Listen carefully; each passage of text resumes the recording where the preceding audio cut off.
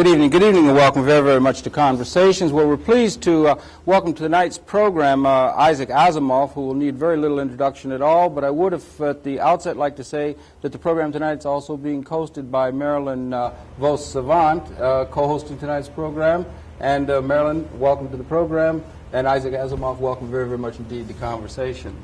I wonder if you might, you've written on such a wide variety of subject matter over the course of your career and so forth. I wonder if maybe I might ask you a question at the outset is, what areas have not come under your purview as far as writing is concerned, because you've written on such a wide variety of topic areas, but maybe that would be just a little bit a different kind of question in a certain sense, but some areas you've not chosen to turn your attention to, and what are some of the areas that you haven't? Well, I've never written a book specifically on psychology, although I have written some science fiction stories which were psychological in outlook. I've never written on art, though I once wrote an essay on the various keys in music. And I haven't written on economics under any circumstances. I find that dreadful.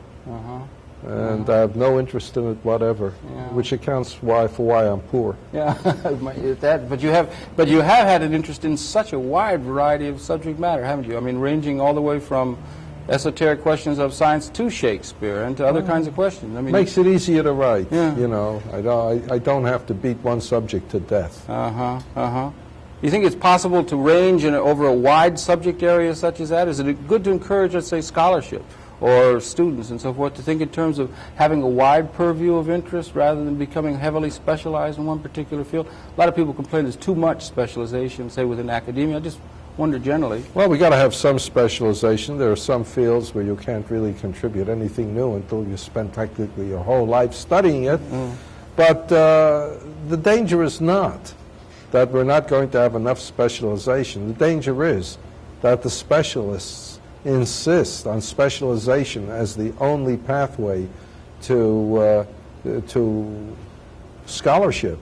And I think there's no harm in having some people be generalists, even if it means that in any one given field that they're a little superficial. So what? It's interesting to interest yourself in a lot of different things. And be able to define the interest between systems of understanding. There's sort of interest at the interface is an overworked term, but there's action there. You may even get a brilliant idea by knowing more than one narrow specialty. Yeah. Do you, Dr. Asimov, do you ever educate yourself as you write? Oh, yes. Topic? Oh, yes, a great many subjects I've had to educate myself.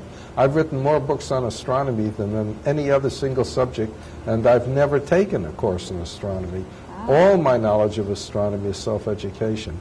So you can learn it as you write, and do you hope that way that you can thereby convey those things to others perhaps a little bit better? I just finished an article in which I described the recent discoveries concerning the planet Uranus with Voyager 2. And in order to write the article, I first had to read up on it. And in the course of reading up on it, I educated myself on what had happened, and I wrote the article. I dread thinking about what would happen to my intellectual welfare if I didn't write any articles. What else would drive me to read as many different things as I do, to try to understand as many different things as I do, if it wasn't that there was something behind me saying, you've got to write an article on this, you've got to write a book on this. It's so wonderful that you've done so many things and that you've been so comprehensive in your writing. But there's something that I wish we could see from you, and perhaps it's already there and I don't know about it. Any books that you have that pull a few of those fields together for us, something maybe toward philosophy, let's say, or theology, or... Well, I've written books not so much that are philosophical in the strict sense of the term, but I've expressed my thoughts in essays. I usually call them my controversials. Oh, I see. They're in essays then. That's right. I see. I'm not familiar with those. Oh, well, I write an essay every month for fantasy and science fiction, and I've now done about 337 of them. On any subject I choose, mostly on science, but not invariably. And I write an essay every 2 weeks now for American Way magazine, which is the in-flight magazine for American Airlines. and I've written something like 158 of those. They're shorter. And I write editorials for my own magazine, Isaac Asimov Science Fiction Magazine. Those are mostly on science fiction. But I veer away sometimes. I've written essays for the magazine on satire, on irony, on my idea of what constitutes science fiction poetry, and so on. Make it up out of my head. And this gives me a wide variety to write about at all times. And I have no hesitation in invading fields. I'm glad to hear that. I would hope maybe someday we'll see something of book length that way. Your controversials? Well, this has been suggested too, but I would love to see it, because with someone as broad an education as you have, even if part of it is self-education, which is probably of the best sort, at least after formal education, which you obviously have, I would love to read that. I think the closest that I have come, but I have not read your short pieces, is your autobiographies, the first 2 volumes. In any case, I don't believe you have a 3rd volume out yet, do you? No, I'm waiting to live it. You see, the 2 volumes take me up to 1977, each time I was 57 years old. I've lived 9 years past that now, knock wood, and I figure if I can make it to 80, I will write the 3rd volume. I suppose some people don't have faith in my being able to make it at 80, and I've received suggestions in the mail that every year I write up that year, you see, so that whenever I croak, they can take whatever I've got left and put it together. Yeah, that would be a different way of doing it, wouldn't it? If you were to keep track of it as you go along rather than taking a summary of it over a long period of time. Well, what gave me the idea, you see, was that I wrote my autobiography in strictly chronological order. I started keeping a diary the day before my 18th birthday, and I've kept it up to the present time. Good. So that after I had written my first 18 years, just from memory, I have a very good memory. From then on, I got everything right, all the exact dates, the exact order in which things happened, and so on. And I did not give any, if I may use the expression, front flashes. I didn't say this was to be extremely significant years later, or I did not know at this time that I'd really done myself in by this decision, or anything of the sort. I did not assume any knowledge of the future, so that people reading the autobiography live my life as I lived it, not knowing any more than I did. I guess that was an attempt to create a certain amount of suspense. But if so, I doubt that it worked, because my life has been very unsuspenseful. Unsuspenseful? Unsuspenseful. Really? Yeah. Wow. Nothing terrible has happened to me. I'm not complaining. Not complaining. And mostly I just sit, and after I finish writing one thing, I write another thing. When I finish writing that, I write another thing, and so on. Unsuspenseful, but tremendously curious and interesting. You have a great deal of fun as you go about doing your work. Huh? That I admit. The way I wrote my life, I get letters saying I read your autobiography and laughed all the way through, considering that there are a few tragedies, a heart attack, for instance. In fact, I wrote an article once entitled "My Triple Bypass." It was for Newsday, and they published it. And it was amazing. I got a number of letters, all of which said the same thing. I read the article on your triple bypass, and I laughed all the way through. And I reread it then, and I realized I had written it humorously. Well, I mean, it had a happy ending, you see, so why not make fun? Well, did you enjoy writing your autobiographies? Oh, very much. As a matter of fact, the heart attack I referred to took place when I was just about halfway through it. See, I wrote both volumes all at the same time, but they published it in 2 volumes and printed them a year apart. But I was halfway through, well, maybe more than halfway through, when the heart attack hit, and they took me to the hospital, and my doctor said, well, is there any way we can keep him busy, because he's going to turn so to pieces if he just lies there. My wife said, well, he's working on his autobiography. It's got about 800-something pages finished of it. Why don't we bring that in and let him edit it? It's got to be done sooner or later, and that'll keep him busy. So they did. They brought it all in, and I was happy. Sure, why not? You can do that, right? You can get your... I finished it the day before I was scheduled to get out, and I think right on time. by general plea on the part of the nurses, they let me out a day early. Oh, they did, really? Yeah, right. They trust me in the hospital without something to occupy. It was a different experience doing autobiography, such as doing a science fiction piece or even a scientific piece. It's a different process, is it? Not. I mean, well, you know, it's not a different really. approach. I bring to all my writing the same techniques. I have a rather simple, unadorned style, whatever I write, and I have a rather dry sense of humor, and it shows up. If you had it all to do over again, in both volumes, that would be In Joy Still Felt and In Memory Yet Green, would you do anything differently in writing them, and looking back? Were you as honest as you feel that you could be, or have you, in other words, your perspective has surely changed now? It's a few years later. Does it get better and better, your perspective? In other words, maybe one should wait. I see what you mean. I'm not sure. Maybe I just don't mature.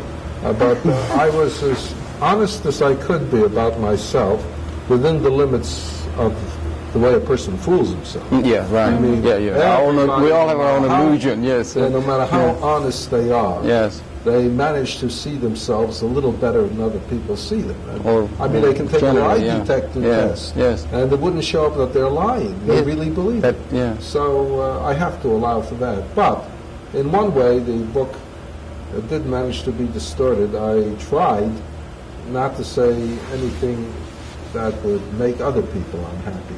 There are several people in my life who, if I wanted to let myself go, I could tell stories to indicate how rotten they were, how badly they treated me, how really the world should get after them. Right. But, you know, I have a soapbox, and they don't. They don't have an easy way of answering me, presenting their side. So I didn't think it was fair. So I let it go. And so... in a personal realm, or in that kind of thing, it wouldn't be any kind of letting it go in terms of rooting out the truth in terms of some theorem or anything of that sort, of course. I was interested in rooting out the truth with respect to myself, so far as I could. But as far as other people were concerned, if I couldn't say, or let's put it this way, if I could say something really nasty, then I didn't. Probably good. Well, I would be inclined to do the same thing. I would be inclined to leave certain things out that way. Not that they would be all that interesting, probably, if I had included them. But when the people that I've known who have been interviewed, let's say, if I know the people well and then read the reportage about them, it seems that there's so much inaccuracy to the point that it's almost comical. And sometimes I wonder if there's any value at all in biographies. I know that people feel that autobiographies are going to be very slanted, yet at least the facts are at hand, even though you're maybe a little bit selective about other people. But when someone does a biography of you, I can't imagine it being a better book as far as knowing how you are and the way you felt and perhaps what motivated you is concerned. Well, sometimes you write a nasty book and it sells more. People read it to see what you said about other people. I think that helps with Hollywood-type books. I mean, you want to see what one celebrity says about all the other celebrities. But sometimes I couldn't resist. Someone I knew well was applying for a job at the New York Times. And they called me as a reference, naturally. I said all sorts of nice things that I felt were true. And then she said, well, but do you suppose that this person would be an accurate reporter? And this person had been a reporter in another paper and had interviewed me. And I thought for a while, and then I just boiled over. I said, well, they reported my height as 2 inches less than it was. Whereupon the woman at the other end burst into loud laughter at this example of male vanity. I think that got them the job. That's good. If you had your choice of reading what you have, let's say, heard from reliable sources is a good biography of someone, or their autobiography, which do you suppose you would read? I think a good biography, I wouldn't trust an autobiography for one very important reason. In writing your own biography, you can't help but slant the facts. Your memory is not to be trusted. I have listened to many people describe events that I have witnessed, and their description is completely different from what I remember. Now, there's no way in which I can prove that my memory is more accurate than theirs, but I'll go to my death believing it is, because I happen to have a very good memory.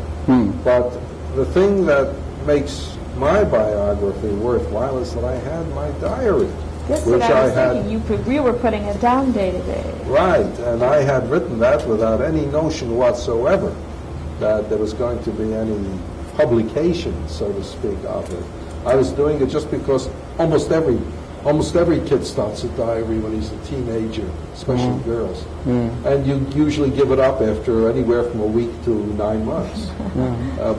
But I don't. When I start something, I keep it up. Is that a major thing? Do you contribute in many words a day that you put in there still? No, or is it it's gotten less and less. But and now, after the first year, I filled every page in microscopic writing.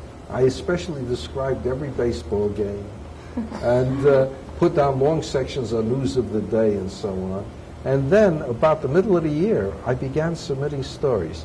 It was just my luck that I started the diary the very year in which I started my professional writing career. Yeah, okay. And once I started submitting stories, suddenly everything changed. It became mostly a literary diary, what I was writing on that day, when I had submitted it, when I had an acceptance or rejection. I would also write other things, but briefly, because my chief interest was my writing. You never had things in the diary that would be something that would be taken as a piece that could be published? Or, I mean, no, nothing. It was always a personal thing. You kept it very personal it, and very quickly written, and no art whatever.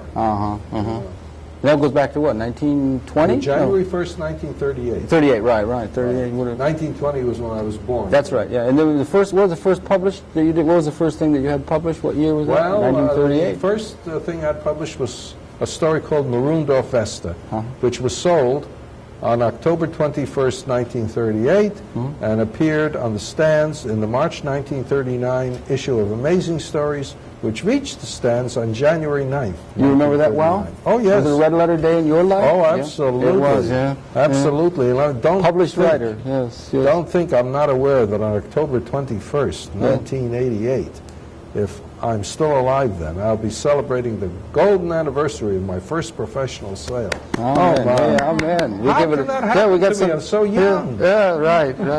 Golden anniversary. No question. No, but that was it, and then it went on from there. I mean, it just went on and on. How did you get? I mean, I'd ask a question. You've heard a lot. How do you get? How did you get the ideas that you do? I mean, there's so many different kinds. Say in the realm of science fiction. I mean, Well, it's people ask me that frequently. Yeah, I'm sure. Yeah. Sometimes I'm lucky. Somebody says something, or I read something, and it starts me thinking.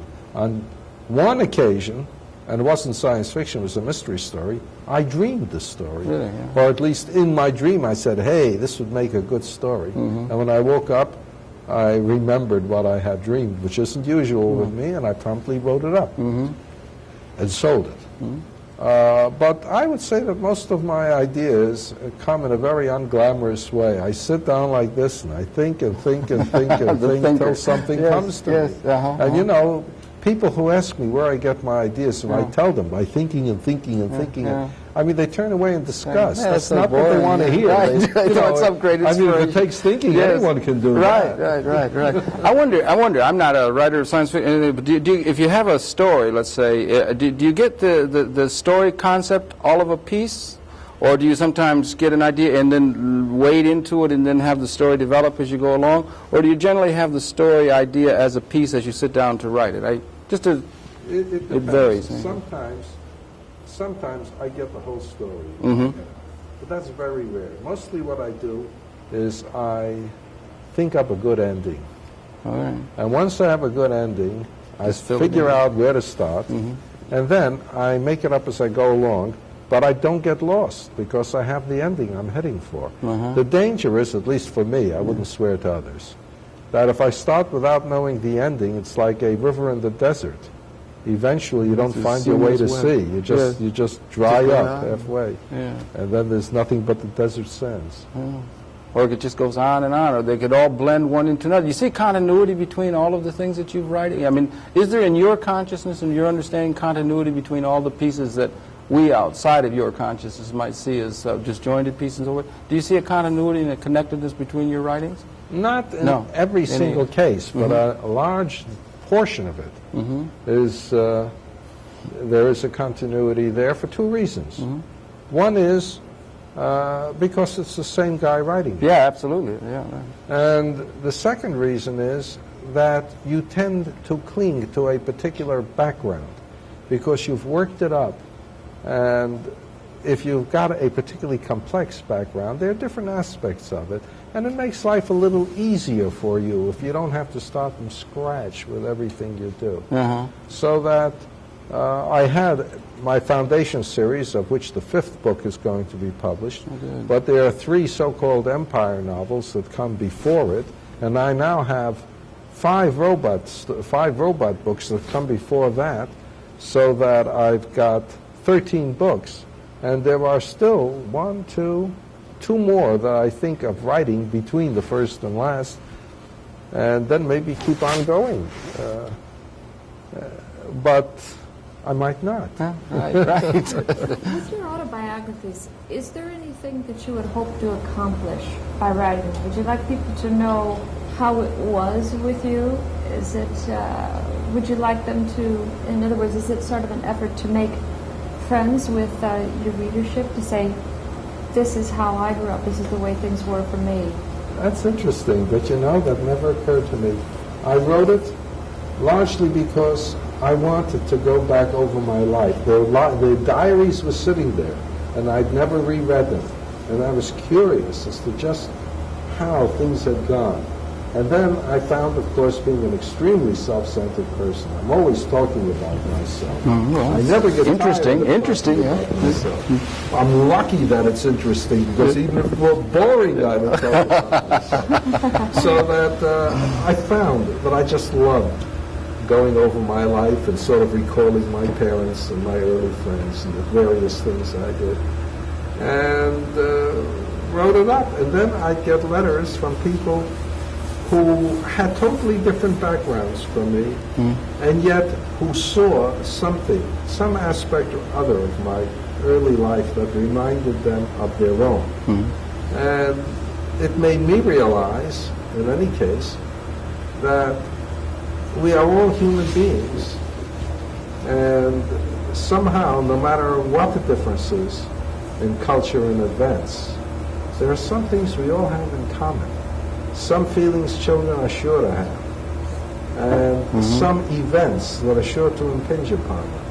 It just couldn't be that people growing up in Ohio, who are Protestant rather than Jewish, who are Native American rather than immigrants, and so on, should say there's so much in the book that just brought back my own childhood, even when they were born 20, 30 years later. Right. And it gave me a wonderful feeling of the unity of humanity. And frankly, that was, aside from just the pleasure of writing it, that was the best thing about the autobiography to me. Yeah, well, that's very important. Does it give you a sense of permanence, or that it's put down somewhere so it's not lost? Yes, I have thought that.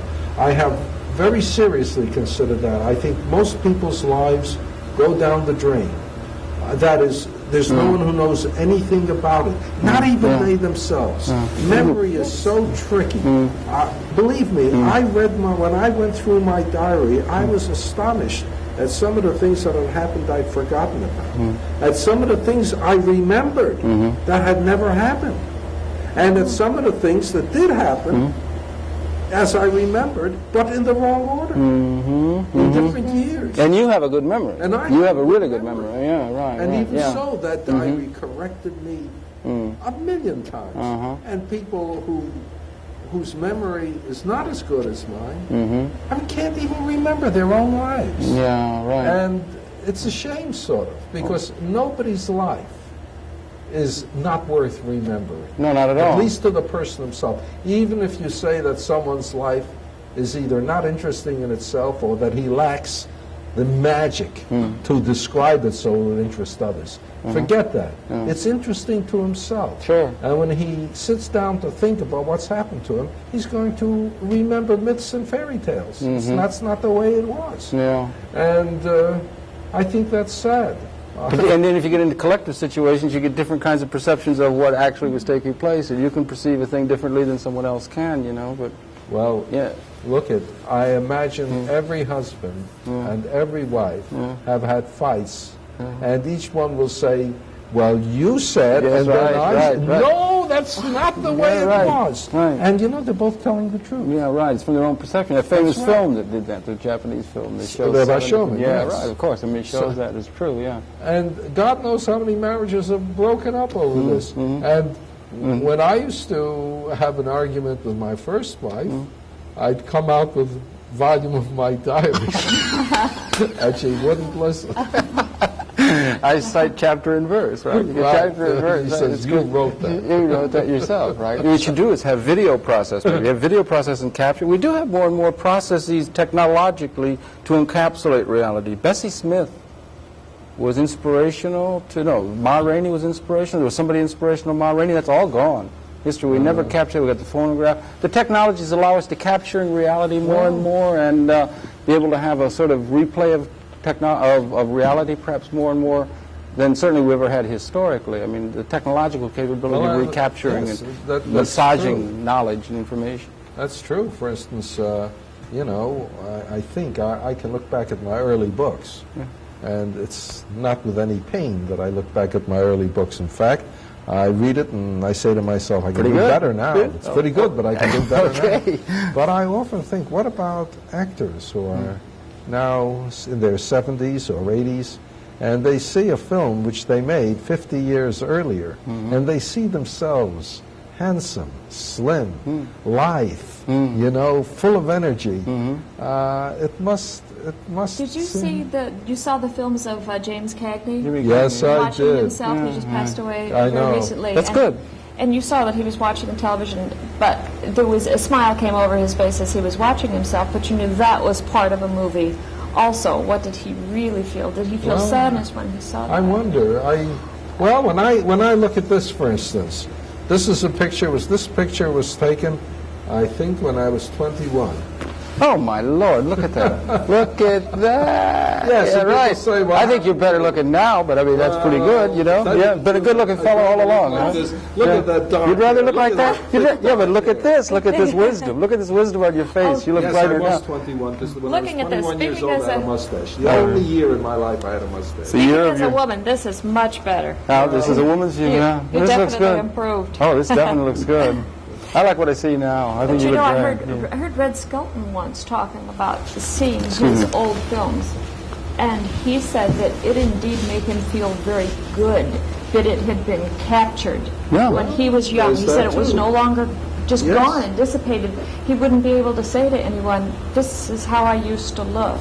This is the woman that he tries to say, but I was beautiful once, and there's no way to tell. So he had these images. Hey, little photographs, but now we have video, we have technology that allows us to capture those things increasingly. It'll be all in a chip soon, right? I suddenly remember that James Dunn, who was once played with Shirley Temple in Good Ship Lollipop or something like that. Anyway, James Dunn, late in his life, when he was in his 60s, had a television sitcom in which he played the old guy who was sort of a ne'er-do-well but lovable. I loved him. And they needed some young picture, some handsome young picture.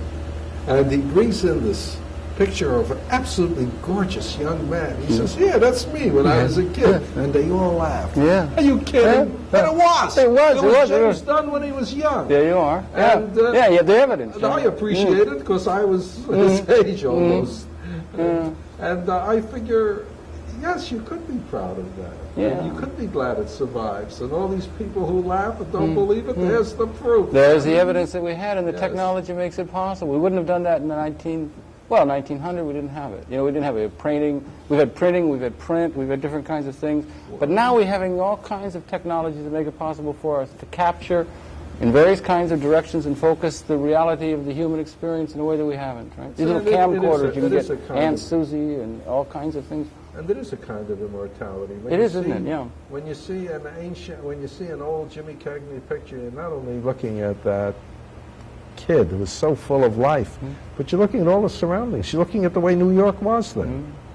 Yeah, but nowadays we not only can see Jimmy Cagney and the stars of Hollywood and so forth, but we can see Aunt Sarah at the christening, and we can see people within our own immediate environment, and that ability to have that kind of quality, you know, be part of the human condition is growing more and more, you know. I think probably to the good. We can get a fix on it. My present wife has a lot of photographs of her early life, and I see every once in a while she has occasion to go through them. And it's a peculiar thing because she always stops at her old dog. Well, it was a young dog then. She had a beagle named Bonnie, and when she sees Bonnie in the photographs, it just grabs her. It does. Oh, yes, she can be more philosophic about her father and mother than she can about Bonnie. And it's a peculiar thing. So that's a painful thing to see. I mean, the loss of a loved one or a loved animal in this sense is a painful thing. But I think she would rather be able to see him again than not see him at all. Her, I guess. Bonnie was a girl. Bonnie was a girl. Do you ever have the feeling day to day when you're making these little notes for your diary, or maybe you do it whenever something interesting occurs, that this way you're putting it down and it has a certain permanence and it hasn't just escaped you then? Well, I had a little bit that feeling all along. But after I wrote my autobiography, yes. Oh, now when I write it, I think that it's a lucky thing, because when I do write the third volume, if I survive, I'm going to have this to look back on, and then the tendency says, well, write in greater detail, you're going to forget. And yeah, I can't make myself, because I've got too many other things to do. But I remember one time when I had a graduate chemistry course, and on that day in my diary I wrote, this was just about the worst day I ever had in the lab. I won't write anything about it because it's burned into my head and I'll never forget it. And I just stare at it. I don't remember a thing. I couldn't possibly forget this one. Places in my diary where I talk about old Bill or something like that. And I say to myself, Bill, what Bill? Oh, right, yeah. You know? Yeah. It's amazing. And I repeat, I've got a good memory. So these are all ways that we can call upon reality. Reality was there. There was a reality that was there. And these are ways in which we can call upon reality, and we're getting a better and better fix at being able to have reality. I wonder if I could ask you a broad general question. You've written on a wide thing. Are you optimistic concerning the human prospect at this particular time? I mean, I know it's such a broad question, but I mean, generally just... I tell you, I'm optimistic in the long run, the long range, pessimistic in the short range. In other words, we've got a mess of problems right now that we may not solve, and if we don't solve them, we're going to destroy ourselves. If we do solve them, if we're sufficiently sane to solve them, to avoid nuclear war, to correct pollution, to maintain a livable environment, to expand the human range and move out into space, if we can do all that and achieve sanity, then it seems to me the future is golden. But can we achieve sanity? The record of the human species is not a very good one in that respect. Do you think we have it at our hands now, after, I don't know, what, 3 million years or 30,000 years or wherever, when humanity first is counted to begin to appear in the evolution of consciousness? If we have it at our hands now to where if there was a geopolitical miscalculation and an unleashing of the destructive capability that we have built up, that we could render the habitat, the Earth habitat, incapable of the support of the species? Have we reached that point now? And if we have, when did we? You don't think we have? Or well, you know, I have a feeling that no matter what we do, that there'll be some, at the very least, some bacteria, some fungi that'll keep hanging on somewhere. But I think... You're looking at the destruction of life itself. Yes. I was thinking of the destruction of the human species. Oh, sure. We can do that. When did we cross that line, do you think? We crossed that line with the hydrogen bomb. You think so? Yeah. The day the hydrogen bomb was developed? Yeah, then all we needed were enough hydrogen bombs, and God knows we have them. Oh, we had the knowledge base with the hydrogen bomb, Yes. bacteriological things. Sure, and then in a very few years we had enough hydrogen bombs so we exploded them all. We could render managed- actually the whole of the Earth habitat incapable of the support of the species, and we're at that Right. Promethean condition now. After 3 million years, it's incredible Well- that we should be alive, conscious, and participant at a time when that is in our hands in a way that it hasn't been historically. We could try and wipe out the tribe in the other valley, but Carl Sagan says this is the most glorious, generation for an astronomer to be alive in, because he witnesses the gain of knowledge in so many different ways. Close looks at Saturn, Uranus, yes, indeed. all kinds of things. DNA. But he says in previous generations there was just no chance of learning this. And in future generations it will have been learned. Yeah. But we're right here, Yeah, where right, we are right. busy making these enormous advances. I know, it's an amazing time. And you can also say that this is an unfortunate generation, because until now, no matter how much human beings tried, they could never stop the springtime. They could never stop the generations. No matter who died and how many died, humanity would continue. Yeah. And in future generations, we'll be either dead, or else we would have solved this problem, and we'll know we're going to continue. In this one generation, there is A, the possibility of destroying ourselves, and B, the lack of knowledge, whether we will or not. And the only thing that keeps, I think, humanity from getting very upset about this is that almost nobody thinks about it. Nobody thinks about it. They prefer to think about where the next meal is. I don't blame them. Yeah, where the next meal is coming from, and who's going to win the next football game, and what program to watch on television, and busy having a fight with their wives or husbands, as the case may be. I mean, there are all kinds of small concerns, small day-to-day concerns, and how many times do they stop and say, will humanity survive? Will there be a nuclear war? What will happen if we continue to poison the environment? They don't. It would make them very happy if they did. And even if they started thinking that way, they would quickly get back to the football game and everything else, because it's just too unpleasant. Do you think it's because they feel as though it's too unpleasant a thing to contemplate these things, or? Well, Could it be that it's beyond their control, that Or they feel it's that beyond they their can't do control? anything about it? I think that's an excuse. I think that's an excuse. I mean, you don't think about it because you say, well, what can I do? The heck with it, I'll concentrate on something else. But, you know, we have had one other thing that has always faced human beings ever since the consciousness of it first entered their minds, which is personal death. That's right. I mean, even if you thought that humanity was going to continue forever, you knew that you yourself would have to die someday. And very few people think about that either. You always behave as though you're going to live forever. And Do you think that's unwise? no, not Or should you necessarily. have a Not sense necessarily. of, I'm going to have approximately this long, therefore I do want to, you know, in other words, have some sort of plan, some sort of life plan, and then naturally you would have to hope that you would live it out, but let's say reasonably speaking. Well, you take precautions, and lots of people do. You take out insurance, you make a will, things like that. But you certainly don't concentrate on it minute to minute, make it impossible to live. Yeah, right. Yeah. So that it's self-protection, Yeah, not to think about this. Every once in a while, I think, you know, how many years have I got left?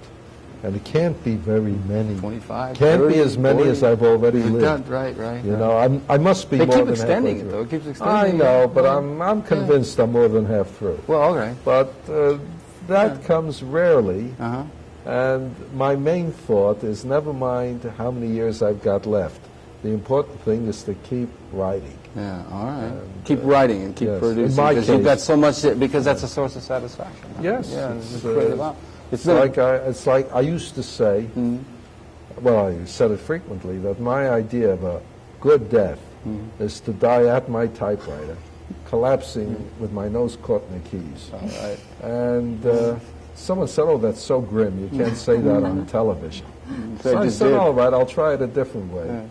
If the world were to end suddenly during my lifetime, I'd wanted to end at a time when I was busy writing. All right, right. Because that's a moment of a painter when he's painting might feel the same. That's a right. composer when he's reaching. Yes, you don't want to be creative. You don't want to just be sitting around. Right. Well, you haven't. That's for sure. You haven't. You certainly. I saw sculpture just last summer by the same guy. Well, I forget his name. French. The guy who did Lincoln and the Lincoln Memorial, the guy who did the Minuteman statue in Concord. He also did one called Death and the Sculpture. Sculptor. Yeah. It shows the sculptor, a young man. He's carving something or other, and he's got his mallet lifted above the chisel like this. And he's turning left with a startled look on his face. There is a figure with a veil, you see, symbolizing death, and has taken his hand and is lifting it from the sculptor. And it brought tears to my eyes because it represented being stopped at the moment at the moment in which you are working. Yes. And you have things to do. You have no time for death. And death won't wait. Yeah, right. Yeah, but it's so rich to be able to have those things to do, to be able to live your life so fully like that. You got those things to do. There are people who don't, unfortunately. Well, so I mean, that's a trade-off, right? I consoled myself with a thought. Yeah. Do I want death to catch me and I'm snoozing in the hammock? Do I want death to catch me and I'm watching television half asleep? Yeah. Do I want death to catch me and I'm being bored to death for some reason or another? No, work is the thing. Yeah, right. Work it is. Yeah, and I mean that's a much better way to live your life, right? Whether it's the moment of death or whether it's the way you live your life. For all the difficulties, it's better to live it that way creatively. Well, I think so. Yeah. If you're snoozing or watching television or something like that, you're not really doing anything. Whereas if you're working or maybe talking with people or whatever it is that you like to do, it seems that you can cram more life into the years you have than if you would ever just sit around and not do too much. You know. Well, it's always been my feeling, but of course I may just be excusing my own workaholism. You can only do so much, and you can only do one thing. If you're writing one thing, you can't write another. I mean, you can only direct your attention on one project at a time or something. I mean, how do you determine your priorities? I mean, well, you know what I'm saying? I mean, there's a lot of things that you could be really creatively engaged in that would be very pleasurable, but... Well, in two ways. In one way, it's what I feel like doing. Good. If I'm moved to do this particular thing rather than I do it. Right. But then there's a second consideration. What's the state of my deadlines? Yeah, deadlines. If I have promised this thing by the day after tomorrow, and I would rather do this thing, well, I do this thing. I've made a promise. Yeah, right. But it's not as pleasurable as doing this, but it's... Beyond St. Gabriel's gates, I think there will be no deadlines. Do you think? Do you think it would be good if there were no deadlines to be met, particularly if you come right up to having to do that last thing? Yeah, when you have all eternity. Have all eternity, maybe. Then I can just do what I want. You know, Dr. Asimov, I think that you have effectively extended your life by doing as much as you have. There are so many times when people they're not particularly thinking of anything. You know, we don't mean philosophical contemplation, but just times that are utterly wasted. Perhaps times when they're doing nothing but paying attention to foolish comedy or something like that. It's fine if they're laughing, I suppose, but you know, the sort of entertainment where one sits and doesn't think, or just sort of plugged into this network of communications, nothing is particularly happening with you and your time is going by. And it seems that if you can be active or doing something, or can be thinking too, naturally, be talking with someone, that it seems to me that you have been able to have a much longer life within those years, and I don't consider that as being a workaholic. I think that's a... No, I think he was... I don't think he... No. I don't want to make myself sound either better or more peculiar than I am. I too watch those comedy programs. Well, I do too. There's some I wouldn't miss, you know. But there is always a little germ of impatience inside me, guilt maybe. I should be working on my novel. But Is it guilt? Is it guilt? Yeah, or is guilt. it desire to be there? Is it desire to be at the easel? No, it's guilt. That's it's one guilt thing. already. Oh, yes. That's one thing about someone who is Jewish. He specializes in guilt. Guilt already, Well, if you watch Jackie Gleason, let's say, The Honeymooners, or I Love Lucy. I don't know anyone who feels guilty about watching those. You feel guilty if you watch something contemporary. I try not The to feel old guilty ones, if I possibly it's can. okay you know. somehow. So I watch I Love Lucy and Jackie Gleason. I don't feel guilty. But I was wondering, you were talking before, particularly that was very beautiful. You were talking about the death taking the arm of the sculptor and so forth. And at that moment, and he's pulling, is so poignant. And you're living at such a peak experience in terms of that creative moment. And so can we live our lives at peak experience, creative output, peak experience all of the time? I think we would get too... We'd burn out, we would get burned out, even if it's creative. Desirable as that is, and as longevity creating and so forth, and fun that is, I suppose we have to have time just to relax and allow things to rejuvenate or something. Well, I've often said that, you know, if you have a writer's block, very painful situation, must be, you have to stop and wait for the wells of inspiration to fill up again. And I say the way I've defeated that is to always have a number of different things going simultaneously, so that when I start going dry on any one thing, I switch to another. And while I'm working on that other, that old well of inspiration fills up on the first, then I can go back to it. Yeah, that's interesting. Yeah. Do you work on a number of different projects at the same time then? Yes, yes. First, I'm working on a novel now, but I'll stop in order to write an essay, which is coming due. Or I have a nonfiction book, and if I get tired of the novel, I'll spend an afternoon working on the nonfiction. And vice versa. Was it you that coined the term robot? No, robotics. Robotics. Yes. Robot was coined by Karl Čapek, who was a Czech playwright, wrote R.U.R. in 1921. And robot was simply a Czech word for... Well, it means a slave, essentially. Slave, that's interesting. Someone who's a worker involuntarily. Involuntary service. No, it's a Czech word. It's a Czech word that means slave. Right? Yes. Or involuntary but service. it's one word which is universal. I wrote a book called I, Robot, which has been translated into, I don't know, maybe 40 languages. And no matter what the word for I is, the word for robot is robot. Is that right? That's Yes. interesting. Robot. Yes. Chinese, And, yeah. however, in 1942, when I wrote one of my first robot stories, I introduced the 3 laws of robotics. Yes. Not inventing a word at all, but physics, which ends in ICS, has a number of branches, all of which end in ICS. Celestial mechanics, hydraulics, hydroponics, statics and dynamics with respect to electricity and so on. The ICS is almost an invariable ending for a branch of physics. Therefore, the scientific study of robots would be robotics. And I figured that word was actually used. Great point. It wasn't until maybe 20, 25 years later when someone said to me, "Do you know that you made up the word robotics?" And I said, "Really?" And I started looking up old dictionaries. It's not in Webster's second, it's not in Webster's third even. It's in a new dictionaries that have come out since. It's fun, right? I mean, it's interesting that we advance the fields of knowledge that we have that we can draw upon.